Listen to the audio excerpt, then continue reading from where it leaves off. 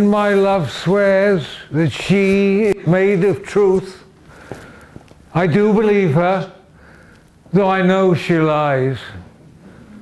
That she may think me some untutored youth, unlearned in the world's false subtleties. Thus, thinking that she thinks me young, simply I credit her bespoken tongue. Although she knows my years are past the best, I credit her. On both sides thus is simple truth suppressed. But wherefore says she not, she is unjust? And wherefore say not I that I am old? Oh, love's best habit is in seeming trust. For age in love loves not to have years told. Therefore, I lie with her, and she with me. And in our faults, by lies, we flattered be. When to the sessions of sweet silent thought, I summon up remembrance of things past, I sigh the lack of many a thing I sought, and with old woes new wail my dear time's waste. Then can I drown an eye unused to flow, for precious friends hid in death's dateless night, and weep afresh love's long since cancelled woe, and moan the expense of many a vanished sight. Then can I grieve at grievances forgone, and heavily from woe to woe tell o'er the sad account of fore bemoaned moan, which I new pay as if not paid before. But if the while I think on thee, dear friend, all losses are restored and sorrows end, that time of year thou mayst in me behold, when yellow leaves, or none, or few, do hang upon those boughs which shake against the cold, bare ruined choirs where late the sweet birds sang. In me thou seest the twilight of such day as unto sunset fadeth in the west, which by and by black night doth take away, death's second self that seals up all in rest. In me thou seest the glowing of such fire that on the ashes of his youth doth lie, as the deathbed whereon it must expire, consumed with that which it was nourished by. This thou perceivest, which makes thy love more strong, to love that well, which thou must leave ere long.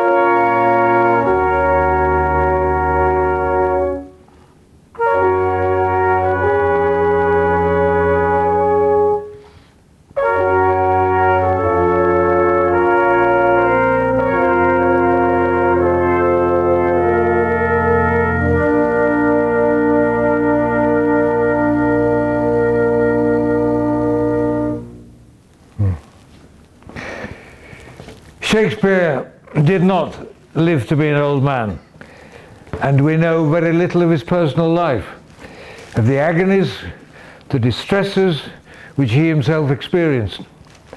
Certainly no poet has ever written more poignantly of the agony of madness, the guilt of conscience, or the black despair of sleepless nights. Henry IV, that same Bolingbroke, who opposed King Richard and had him put to death, is haunted in sickness and old age by sleeplessness and remorse.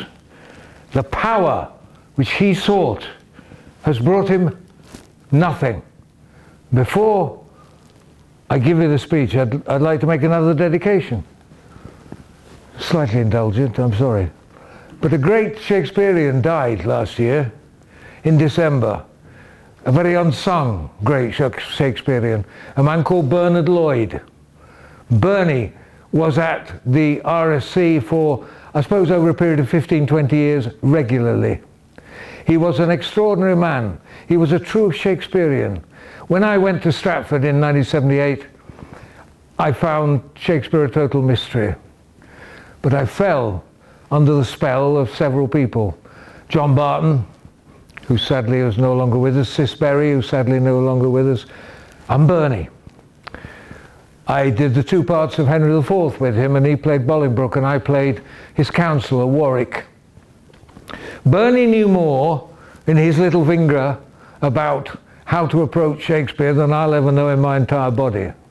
He could look at a piece of Shakespeare and analysing the choice of language, the changes in rhythm, the alliteration, the assonance, all the aspects of this wonderful poetic language, he could tell you who the man was.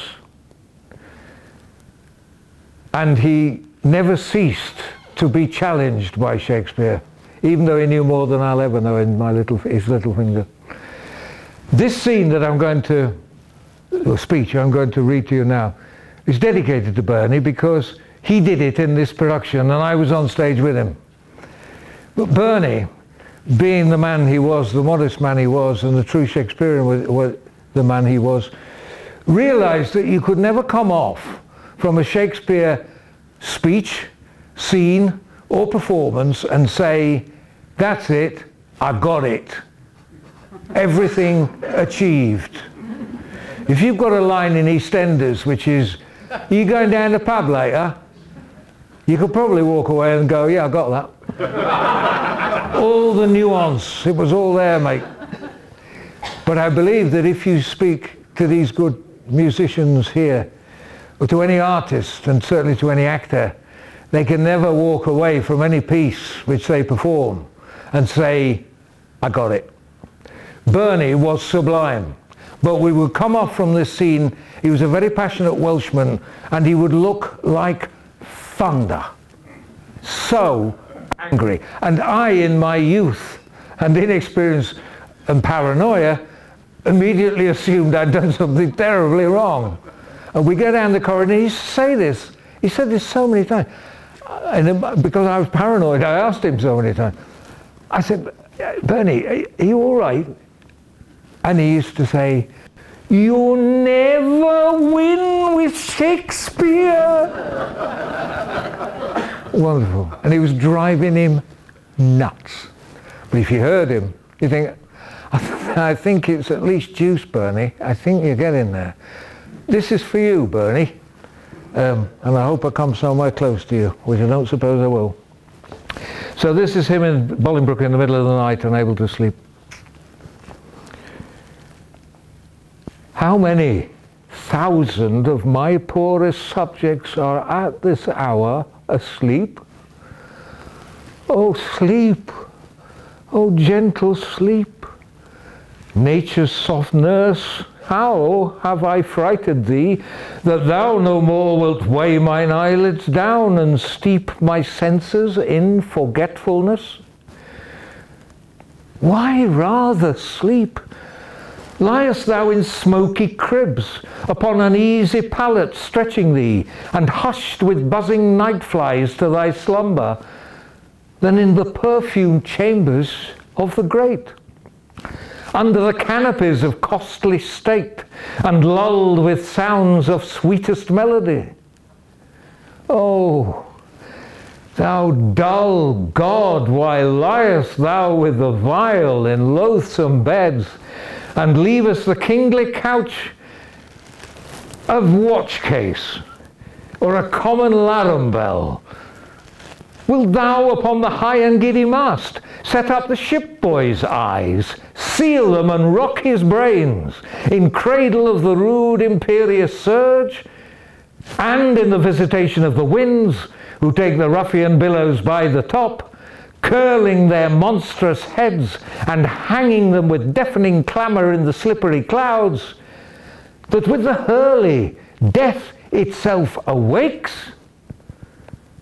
Canst thou, O partial sleep, give thy repose to the wet sea boy in an hour so rude, and in the calmest and most stillest night, with all appliances and means to boot, deny it to a king?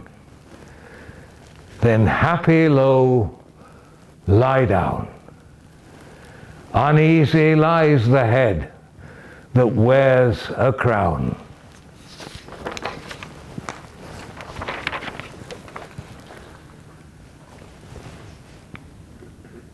Is it me? I'm going to give you another dedication. Sorry, I'm getting very indulgent. It's getting late. Bob Peck. Yes. A towering oak tree of a man, as his name suggests. I had the great honour of working with Bob at the RSC. Very dour northern man. And if you don't know him, if you remember the BBC series Edge of Darkness about a policeman who goes to find out how his daughter's been murdered, that's Bob. He's stunning, absolutely stunning. Bob played Macbeth at the Barbican, which I went to see in a season when I wasn't in the RSC. And I had just played him, and he taught me how to do it. Strangely, I'll just tell you this quickly, Ian McKellen, who's coming tomorrow, told me that when Bob died, and Ian had worked with Bob a lot, when someone had asked him on radio or television, who was the greatest influence in your Shakespearean career as an actor, and one would have expected him to say John Gielgud, Laurence Olivier, etc. He said, Bob Peck, which is stunning. Now, in this speech, I'd played it, and it's the speech, "Go bid thy mistress," and he sees a dagger in front of him. For 2 pins, I'd show you what I do and then what he did, but I won't bore you, won't do it twice. But the scales fell from my eyes when I saw Bob do it. I'm going to try and do it like Bob did it, because that's how you do it. And I've forgotten how I did it, and I want to forget how I did it, because it was rubbish. Anyway, this is to Bob, dear Bob. And this is Macbeth, who is now prepared for the murder of Duncan.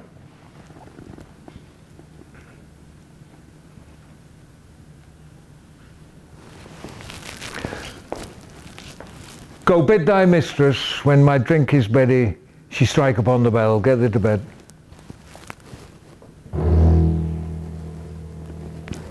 Is this a dagger which I see before me? The handle toward my hand. Come, let me clutch thee. Art thou not, fatal vision, as sensible to feeling as to sight? Or art thou but a dagger of the mind, a false creation proceeding from the heat oppressed brain? I see thee yet, in form as palpable as this which now I draw. Thou marshallest me the way that I was going, and such an instrument I was to use. Mine eyes are made the fools of the other senses, or else worth all the rest. I see thee still, and on thy blade and dudgeon gouts of blood which was not so before. There's no such thing. It is the bloody business which informs us to our eyes.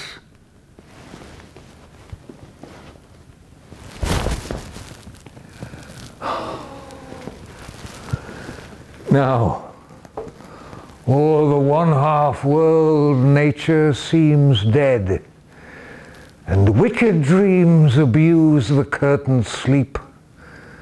Witchcraft celebrates pale Hecate's offerings, and withered murder, alarmed by his sentinel the wolf, whose howls his watch, thus with his stealthy pace, with Tarquin's ravishing strides, towards his design moves like a ghost.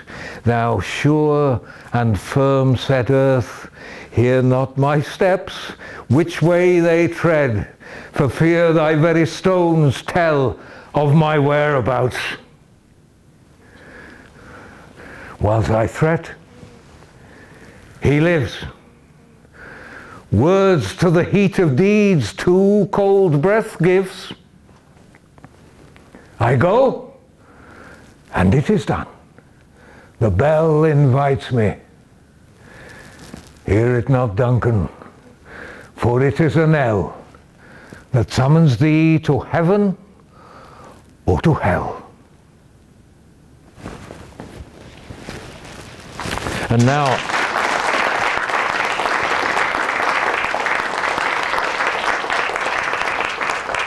now something from Richard III, George, Duke of Clarence, who, during the Wars of the Roses, where we meet him in the Henry VI plays, switches sides, swaps, as he's a brother of one of the York brothers, switches sides to the Lancastrian, then comes back. And his brothers, I think, never quite forgive him. Well, Richard bumps him off, and Edward throws him in prison so that Richard can bump him off. So it's not going well. At this point he is in prison, and we know there are two murderers on the way to commit the murder. But he wakes up from the most terrible dream. He's haunted by guilt, soon to be murdered, and he wakes in terror in the tower where he has been imprisoned.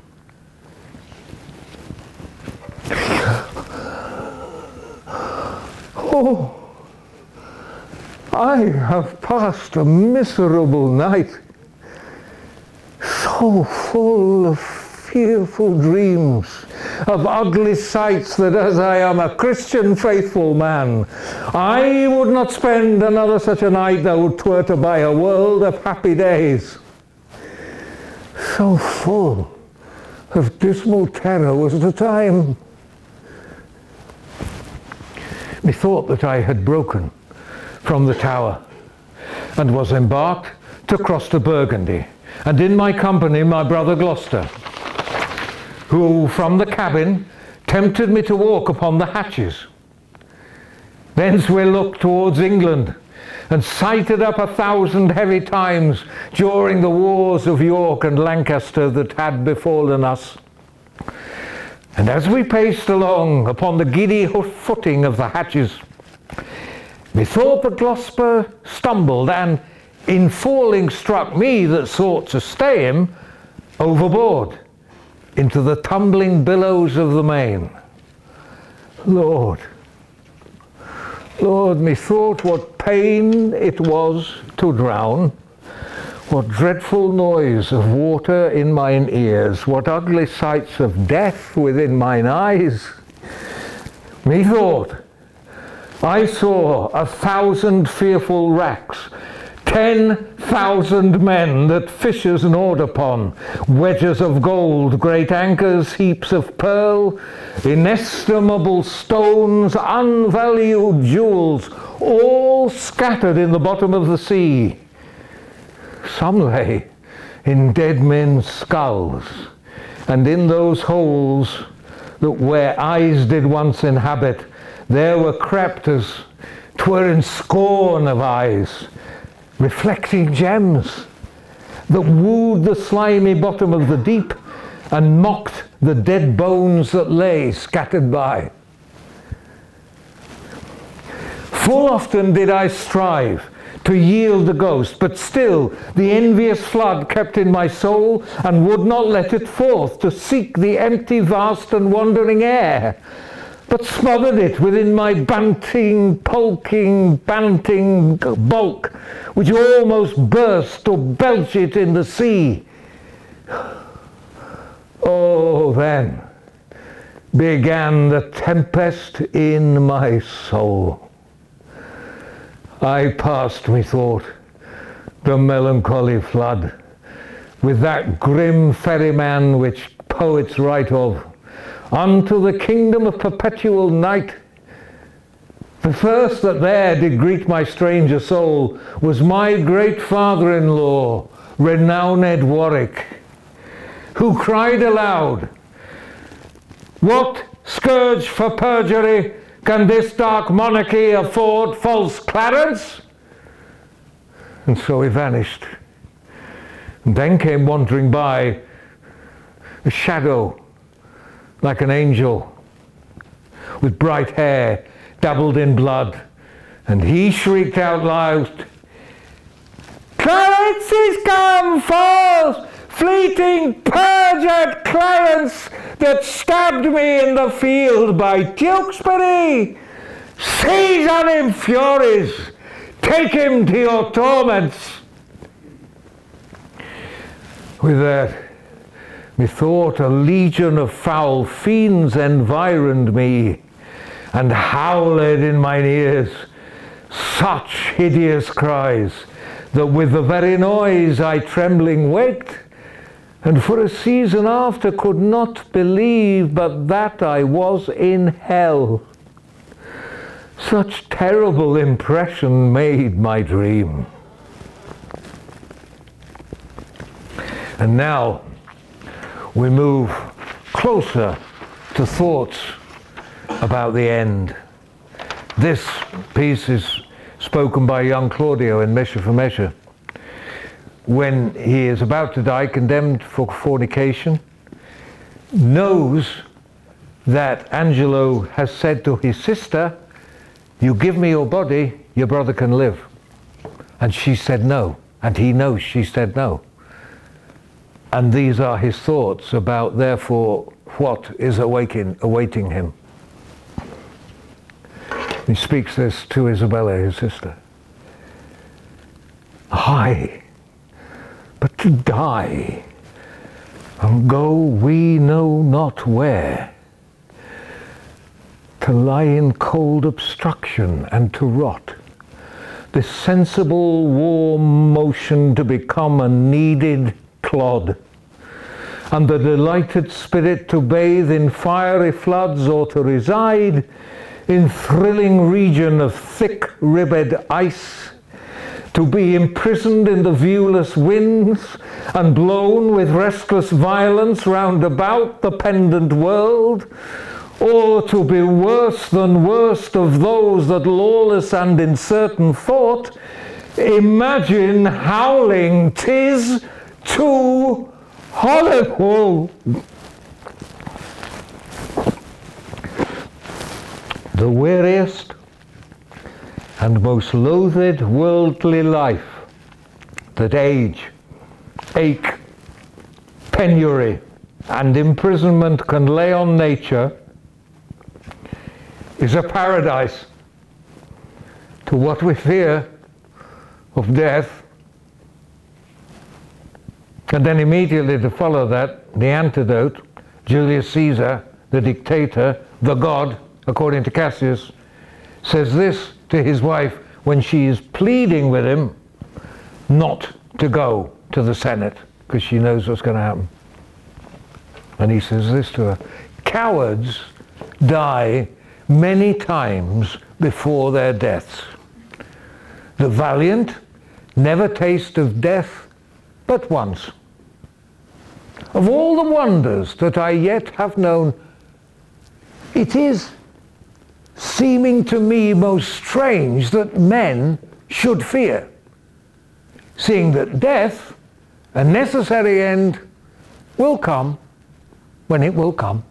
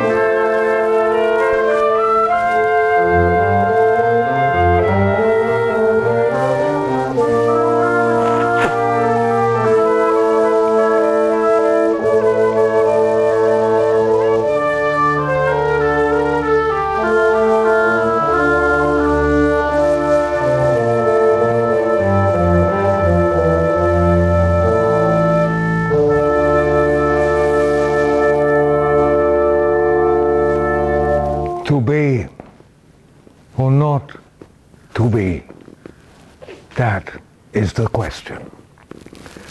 Whether 'tis nobler in the mind to suffer the slings and arrows of outrageous fortune, or to take arms against a sea of troubles and by opposing end them.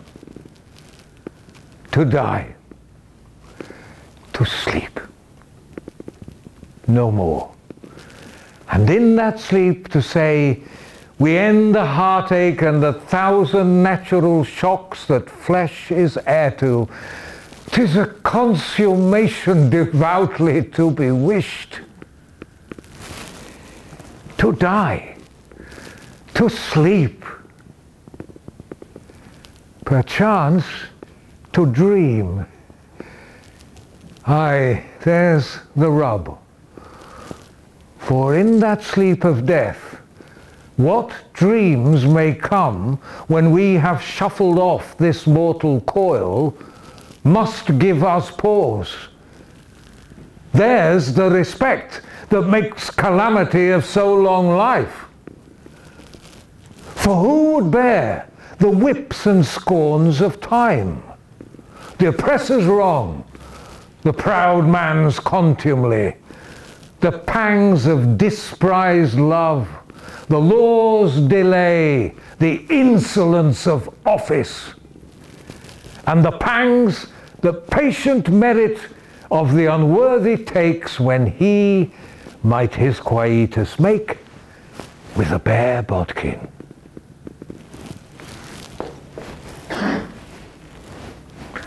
Who would fardels bear to sweat and grunt under a weary life, but that the dread of something after death, the undiscovered country from whose bourne no traveller returns, puzzles the will and makes us rather bear those ills we have than fly to others that we know not of.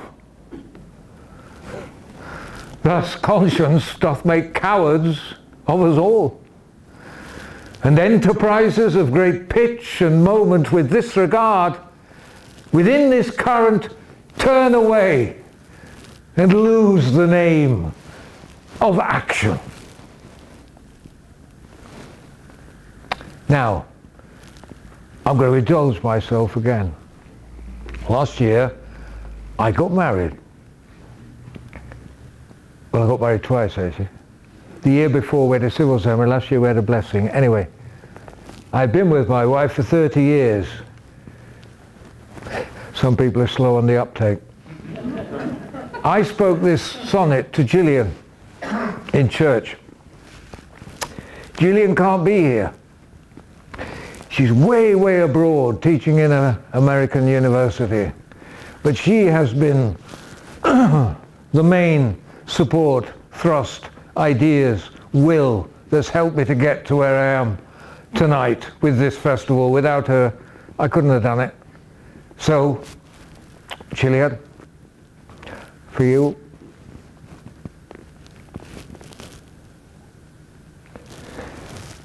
When in disgrace with fortune and men's eyes, I all alone beweep my outcast state, and trouble deaf heaven with my bootless cries, and look upon myself and curse my state, wishing me like to one more rich in hope, featured like him, with friends possessed, desiring this man's art and that man's scope, with what I most enjoy, contented least.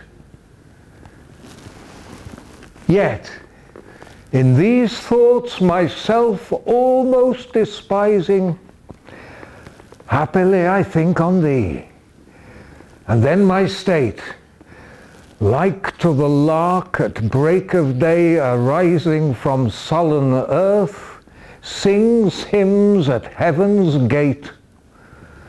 For thy sweet love remembered such wealth brings, that then I scorn to change my place with kings.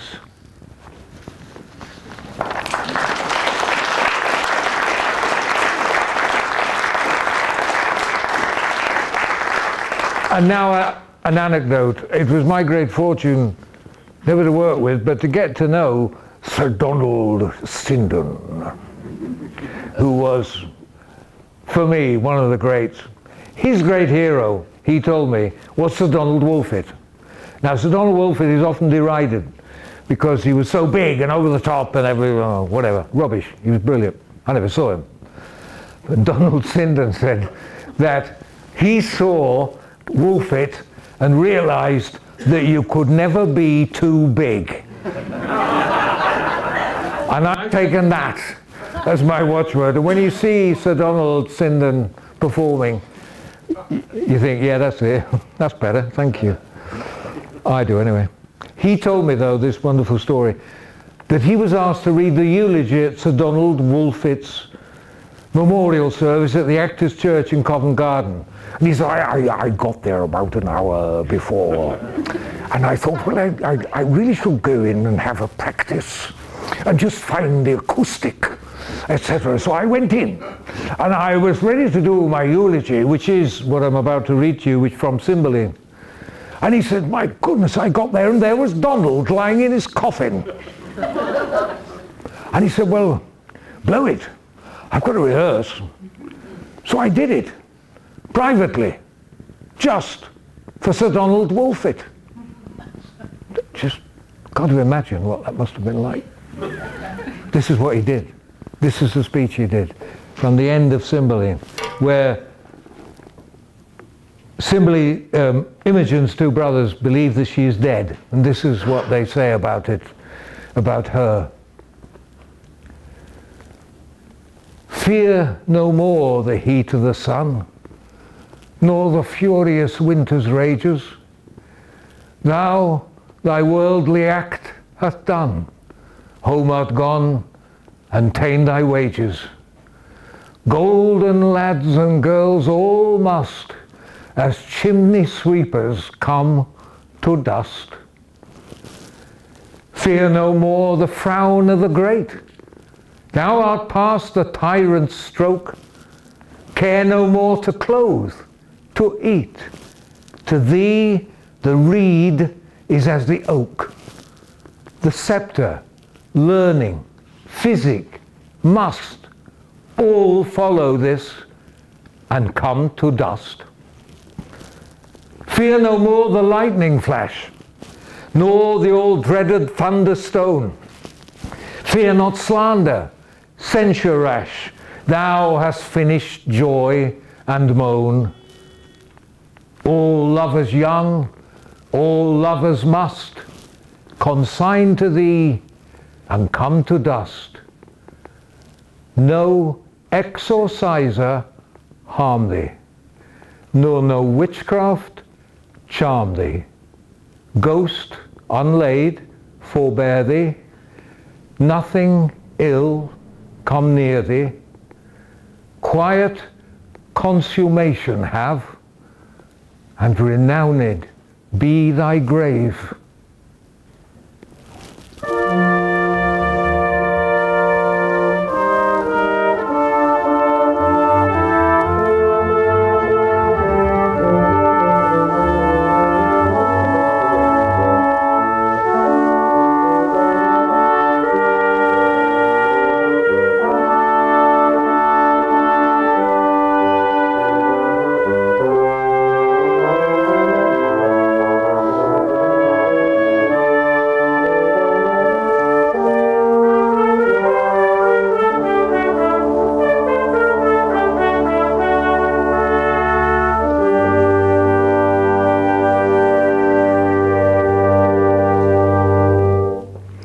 Romeo at the point of death, followed by a section from King Lear.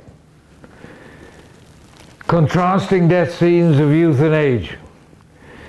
Firstly, the boy Romeo, standing in the dark vault of the Capulets, with poison in his hand, gazes on Juliet for the last time. How oft, when men are at the point of death, have they been merry, which their keepers call a lightning before death? Oh, how may I call this lightning? Oh, my love, my wife, death that hath sucked the honey of thy breath hath had no power yet upon thy beauty. Thou art not conquered. Beauty's ensign yet is crimson in thy lips and in thy cheeks, and death's pale flag is not advanced there. Tybalt, liest thou there in thy bloody sheet? Oh, what more favour can I do to thee than with that hand which cut thy youth in twain to sunder his that was thine enemy? Forgive me, cousin. Ah, dear Juliet, why art thou yet so fair? Shall I believe that insubstantial death is amorous, and that the lean, abhorred monster keeps thee here in dark to be his paramour? For fear of that, I still will stay with thee, and never from this palace of dim night depart again. Here will I remain with worms that are thy chambermaids. Oh, here will I set up my everlasting rest, and shake the yoke of inauspicious stars from this world-wearied flesh. Eyes, look your last. Arms, take your last embrace, and lips, O you, the doors of breath, seal with a righteous kiss, a dateless bargain to engrossing death. Come, bitter comfort, come, unsavoury guide, thou desperate pilot, now at once run on the dashing rocks thy sea-sick weary bark. Here's to my love. Ooh. Oh, true apothecary, thy drugs are quick. Thus, with a kiss, I die. Now, Mr. Lear.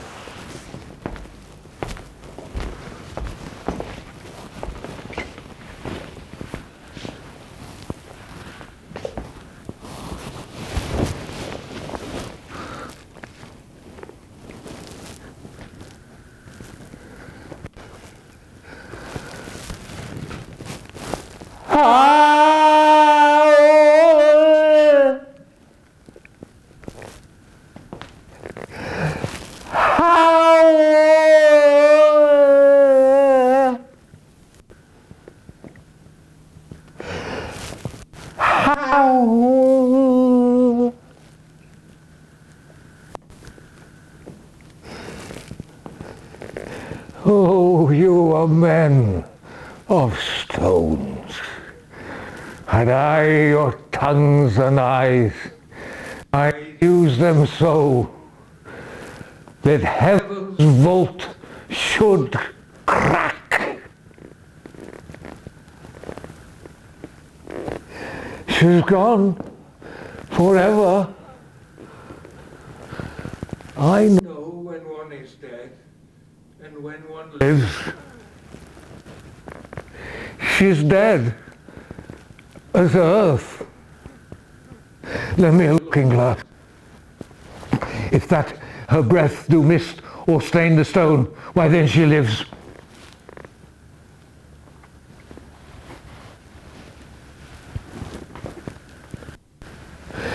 This feather stirs, she lives. Oh, if it be so, it is a chance that does redeem all suffering that ever I have felt. A plague upon you, murderers, tyrants all! I might have saved her. Now she's gone forever.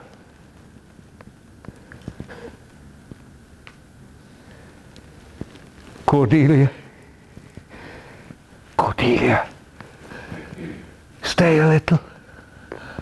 Huh? What didst thou say?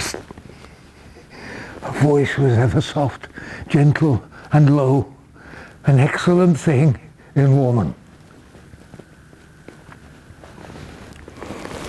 I killed the slave that was hanging thee.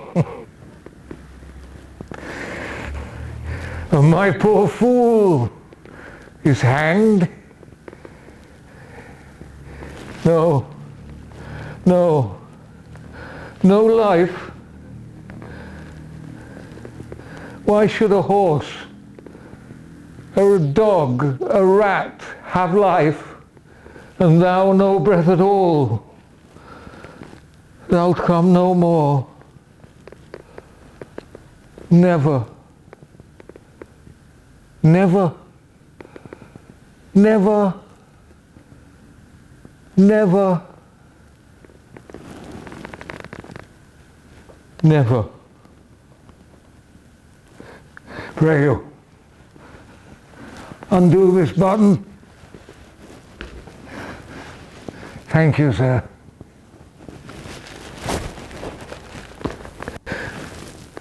Do you see this? Look on her. Look, her lips. Look there. Look there.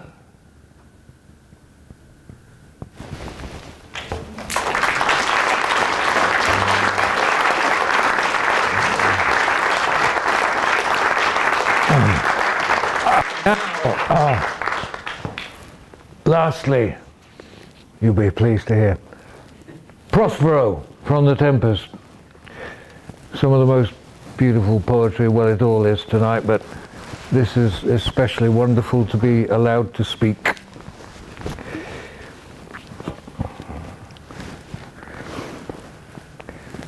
Our revels now are ended, and these our actors, as I foretold you, are melted into air, into thin air, and like the baseless fabric of this vision, the cloud-capped towers, the gorgeous palaces, the solemn temples, the great globe itself, yea, all which it inherits shall dissolve, and like this insubstantial pageant faded, leave not a rack behind. We are such stuff as dreams are made on, and our little life is rounded with a sleep.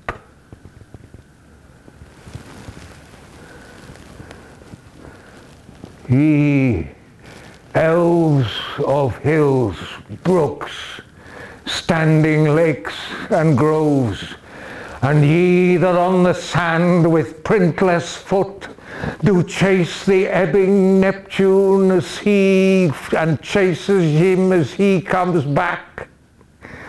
You demi-puppets that by moonshine do the green sour ringlets make, whereof the ewe not bites, and you whose pastime is to make midnight mushrooms that rejoice to hear the solemn curfew, by whose aid, weak masters though ye be, I have bedimmed the noontide sun, called forth the mutinous winds, and twixt the green sea and the azured vault set roaring war.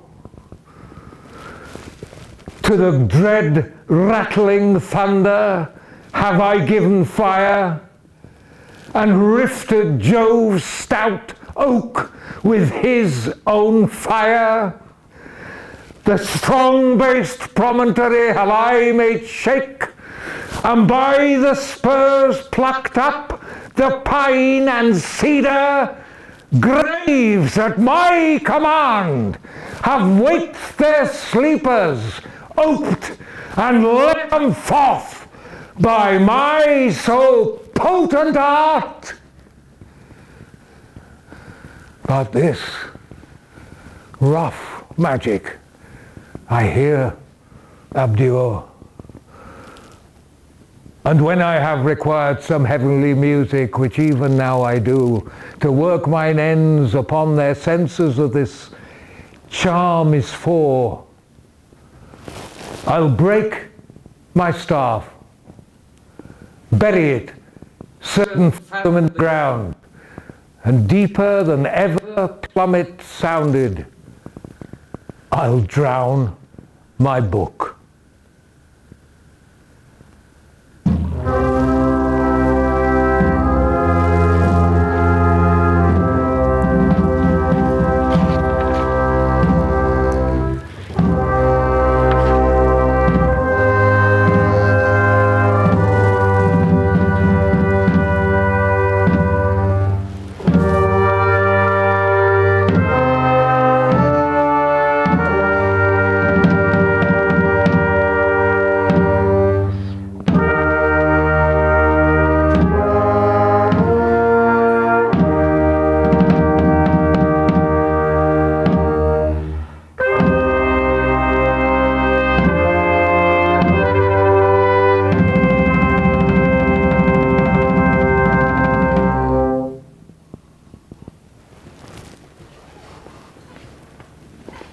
Now my charms are all o'erthrown, and what strength I have, mine own, which is most faint. Now 'tis true, I must be here confined by you, or sent to Naples. Let me not, since I have my dukedom got, and pardon the deceiver dwell in this bare island by your spell. But release me from my bands with the help of your good hands. Gentle breath of yours my sails must fill, or else my project fails, which was to please. Now I want spirits to enforce, art to enchant, and my ending is despair, unless I be released by prayer, which pierces so that it assaults mercy itself and frees all faults. As you from crimes would pardon be, let your indulgence set me free.